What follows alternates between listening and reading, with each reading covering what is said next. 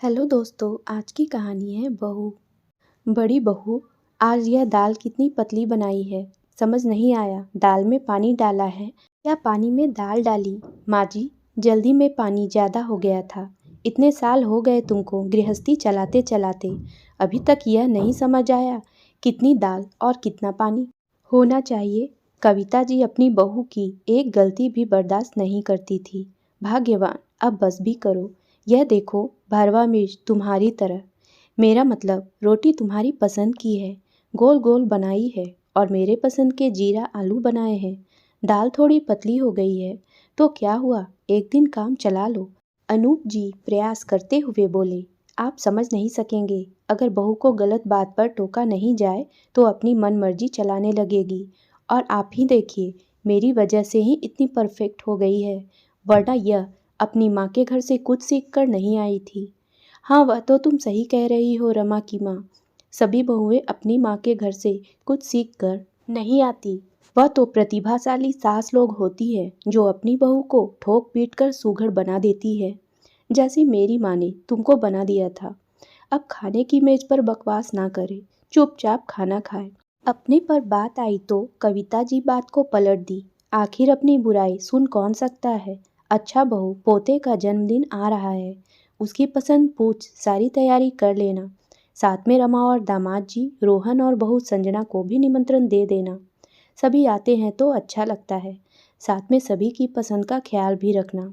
देखना खाने पीने में कोई कमी ना हो। कविता जी को हर किसी का जन्मदिन, शादी, सालगिरह घर पर मनाना पसंद था। होटल के खाने से उन्हें सख्त परहेज था। और फिर घर में बहू के होते हुए हम पैसा क्यों बर्बाद करें, यह सोच भी थी। हर बार की तरह कोमल तैयारी में जुट गई। जन्मदिन वाले दिन उसने सोचा, आज बेटे के जन्मदिन पर पसंद की साड़ी पहनूंगी। सोच अलमारी से लाल सितारों वाली साड़ी निकालकर पहन कमरे से बाहर निकली थी कि कोमल बहू, यह क्या, सलमा सितारे पहन लिए? तुम्हें काम और रसोई संभालनी है या फिर प्रदर्शनी बनकर सबके साथ बैठना है? जाओ जाकर कोई हल्की फुल्की साड़ी पहन लो। दादी, क्या खराबी है इस साड़ी में? मम्मा कितनी सुंदर तो लग रही है। क्या वह अपनी पसंद से कुछ नहीं पहन सकती? चुप करो कृति, जब तुम्हें कुछ मालूम ना हो तो बड़ों के बीच में नहीं बोलते। यही सिखाया तुम्हारी माँ ने तुम्हें? कृति कुछ बोलने ही वाली थी कि कोमल ने आंखें दिखाकर उसे बोलने से मना कर दिया और जाकर साड़ी बदल आई। शाम को सब लोग इकट्ठा हो गए। खूब हंसी मजाक चल रहा था। केक कटा, फिर खाने पीने का दौर चल पड़ा। कोमल मुस्तैदी से सारी व्यवस्थाएं संभाल रही थी। रसोई से हॉल की तरफ दौड़ दौड़ फरमाइशें पूरी कर रही थी, जिसमें उसकी मदद बेटी कीर्ति भी कर रही थी। तब कोमल बोली, बेटा तू भी जा, फोटो खिंचवा ले सबके संग में, तब तक भटूरे निकाल देती हूँ। नहीं माँ, तुम भी चलो, कब से यहाँ पसीने में लथपथ रसोई में खड़ी हो। किसी ने तुम्हें केक काटने के लिए भी नहीं बुलाया, अब फोटो खिंचवा लो। अरे बेटा, मैं यहाँ से चली गई तो तुम्हारी दादी बहुत नाराज होंगी। कीर्ति को मना कर कोमल ने उसे वापस हॉल में भेज दिया, पर उसे जरा भी अच्छा नहीं लग रहा था। उसकी माँ सिर्फ काम में लगी थी और कोई उसे पूछ भी नहीं रहा था। सबको पड़ी थी तो बस अपनी फरमाइश और पसंद पूरी करने की। पहले तो उसे कुछ समझ में नहीं आता था, मगर अब कीर्ति बड़ी हो रही थी। उसे अपनी माँ की तकलीफ दिखाई दे रही थी। आखिर कौन बेटी चाहेगी कि उसकी माँ की हर वक्त अवहेलना हो। वीकेंड होने के कारण ननद नंदोई देवर देवरानी घर में ही रुक गए और दोनों दिन कोमल से अपनी पसंद का खाना बनवाकर खाते रहे। क्योंकि वह सभी नौकरी पर जाते हैं, घर में खाना बनाने की फुर्सत नहीं, लिए कोमल भाभी से एक से बढ़कर एक डिश बनवाकर उनकी सेवा का आनंद ले रहे थे। रविवार की शाम को खाना खाने के बाद रमा बुआ का पान खाने का मन किया। कविता जी बोली, रोहन सबकी पसंद का पान मंगवा और बच्चों की पसंद की कुल्फी। सभी ने एक के बाद एक अपने फ्लेवर बताए और बड़ों के लिए सुपारी गुलकंद तो किसी के लिए हुई थी मीठा पान ऑर्डर। आइसक्रीम और पान आते ही सास कविता जी बोली, कोमल बहू, कुल्फी और पान अलग अलग थाली में निकाल लो। थालियां हॉल में आते ही खाली होती गई। किसी ने कुल्फी तो किसी ने पान उठाकर खाना शुरू कर दिए। तभी बेटी कीर्ति बोली, मम्मी आपकी पसंद का पान कौन सा है? वह बेटा, कोमल की आवाज़ गले में ही दब गई। थाली में रखी आखिरी पान उठाते हुए कविता जी बोली, अरे तुमने देर कर दी, अब तो कुछ नहीं बचा। अगली बार खा लेना। और जहाँ परिवार खुश रहे वही तुम्हारी खुशी और पसंद दोनों है। जाओ जाकर देखो रसोई में कितना काम फैला पड़ा है, और जूठे बर्तन तो सिंक में। बिल्कुल भी मत छोड़ना, वरना कॉकरोच हो जाएंगे, जो मुझे बिल्कुल पसंद नहीं है। कोमल और रोहन की शादी को 16 साल हो चुके हैं। इन सालों में कोमल अपने परिवार की पसंद नापसंद अपनाकर अपने आप को पूरी तरह भूल चुकी है कि कभी उसकी भी कुछ पसंद हुआ करती थी, पर अब बस परिवार के लिए जिए जा रही थी। यही बात कृति को बिल्कुल पसंद नहीं थी, लेकिन कृति भी तय कर चुकी थी कि अपनी मम्मी के साथ ऐसा व्यवहार नहीं होने देगी। कुछ दिन बाद कोमल का जन्मदिन आया। घर में सभी का जन्मदिन मनता, बस कोमल के जन्मदिन के दिन सब भूल जाते। मगर इस बार बच्चों ने कुछ स्पेशल करने की सोची।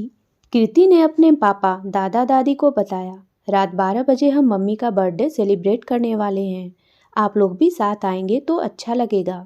अनूप जी बोले, हाँ हाँ हम आएंगे। तब कविता जी बोली, क्या ज़रूरत है इतनी रात को हंगामा मचाने की, कल सुबह कर लेना जो करना है। नहीं दादी, इस बार तो हम बच्चों ने जैसा सोचा है वैसा ही मम्मी का खास दिन मनाकर रहेंगे। पोता पोती के आगे कविता जी की एक ना चली और हार मानकर उन्हें रात के प्लान में शामिल होने के लिए राजी होना पड़ा। अचानक रात को पति रोहन ने कोमल को जगाया और बोला, जरा देखो तो बाहर खटर पटर की आवाज़ आ रही है, कहीं कोई चोर तो नहीं आ गया। शुभ शुभ बोलिए, कैसी बातें करते हैं, हे भगवान, मैंने तो घर के सारे दरवाजे खिड़कियां अच्छे से लॉक किए थे। डरते हुए बोली, चलिए चलकर देखते हैं, हो सकता है माँ जी पानी पीने आई हो। कहते हुए दरवाज़ा खोला ही था कि सभी लोग जोर से चिल्लाए, हैप्पी बर्थडे। इतनी रात में यह सब क्या हो रहा है? कृति बोली, यह भी कोई पूछने की बात है? हम सब आपका बर्थडे सेलिब्रेट कर रहे हैं। कहते हुए सुंदर सा ताज अपनी माँ के सर पर सजा दिया। पीछे से बेटे करण ने अपने हाथ माँ के आँखों पर रख दिए और टेबल के पास तक लेकर गया। हाथ हटाते ही कोमल हैरान रह गई। एक सुंदर चॉकलेट केक टेबल पर सजा था, साथ में डेयरी मिल्क चॉकलेट से बना बुके रखा था। मम्मी फटाफट मोमबत्तियां बुझा करके केक काटो ना। कोमल ने केक काट सबको खिलाया। उसके बाद कीर्ति ने चॉकलेट के बुके को अपनी माँ के हाथ में थमा दिया। मम्मी आपके लिए स्पेशल गिफ्ट, जिसे देख कविता जी बोली, अरे बहू कोई बच्ची है जो चॉकलेट खाएगी, इतनी सारी चॉकलेट काहे को लाई? ऐसा कर रमा और संजना के बच्चों के लिए रख दे, सब मिलकर बांटकर खा लेना। नहीं दादी, यह मम्मी के लिए है और मम्मी ही खाएगी, क्योंकि उन्हें चॉकलेट बहुत पसंद है, इसलिए हमने उनकी पसंद का चॉकलेट केक भी बनवाया, क्योंकि मैं चाहती हूँ आज से मेरी मम्मी के जीवन में ऐसे ही मिठास घुल जाए। मम्मी मुंह मीठा करो, कहते हुए एक बड़ी चॉकलेट कोमल के हाथ में थमा दी। कोमल चॉकलेट खा रही थी, उसकी आंखों से खुशी के आंसू बह रहे थे। आज पहली बार किसी ने उसकी पसंद का इतना ध्यान रखा था और उसके लिए कुछ स्पेशल किया था। तभी बेटे करण ने फोटो क्लिक करते हुए बोला, मम्मी बर्थडे गर्ल हंस रही या रो रही है, जल्दी बताओ, नीचे कैप्शन में डालकर फेसबुक पर पोस्ट करना है। कोमल रोते रोते हंस पड़ी। चलो बच्चों ने इतना फैलारा किया है तो कल रमा और छोटी बहू का भी निमंत्रण कर दो, सब मिलकर जन्मदिन मना लेंगे। हाँ दादी, आप सब मिलकर मम्मी की पसंद का खाना तैयार कर लेना, क्योंकि मम्मी तो ब्यूटी पार्लर जाएगी। यह क्या बात हुई, हम कैसे खाना बनाएंगे? कृति बोली, जैसे मम्मी हर बार बनाती है, वह भी अकेले, वैसे ही इस बार बुआ और चाची मिलकर मम्मी के जन्मदिन पर उनकी पसंद का खाना बना देंगे और हम सब मिलकर खाएंगे। पोती की बात सुन कविता जी का मुंह सूख गया, क्योंकि उन्हें पता था बेटी रमा तो एक गिलास पानी भी भरकर नहीं पीती। वह क्या खाना बनाएगी? और छोटी बहू, उसके तो दर्द मर्ज खत्म ही नहीं होते। और मैं तो बड़ी बहू के आने के बाद चाय तक नहीं बनाई, अब इतना सारा खाना कैसे बनाऊंगी? एक काम करते हैं, होटल से खाना मंगवा लेंगे, किसी को परेशान नहीं होना पड़ेगा। सुनते ही कीर्ति सोचने लगी, आज एक बार मेरी माँ के लिए खाना बनाने की बारी आई तो दादी के बहाने अभी मज़ा चखाती हूँ। बोली, नहीं दादी, आपका होटल के खाने से तो पेट खराब हो जाता है, हम घर पर ही पकवान बनाकर खाएंगे। मम्मी पापा दोनों अकेले ही होटल जाएंगे। क्यों पापा, ठीक कहा ना? रोहन को भी समझ आ गया, इतने सालों से उसकी पत्नी सबकी पसंद का ख्याल रखती आई, आज जब उसकी पसंद के बारे में सोचने की बारी आई तो कोई आगे नहीं आ रहा। वह बोला, जो हम सबका इतना ख्याल रखती है, उनकी पसंद का ख्याल तो हमें रखना ही चाहिए। बेटे की हाँ सुन कविता जी को चिंता इस बात की है कि बहू बेटा हाथ से निकल रहे। अब उनके पास हाथ मलने के सिवा कुछ न था। उम्मीद है दोस्तों कहानी पसंद आई होगी, तो मेरे वीडियो को लाइक करें और चैनल पर नए हैं तो सब्सक्राइब करना ना भूलें। आपका बहुत बहुत धन्यवाद।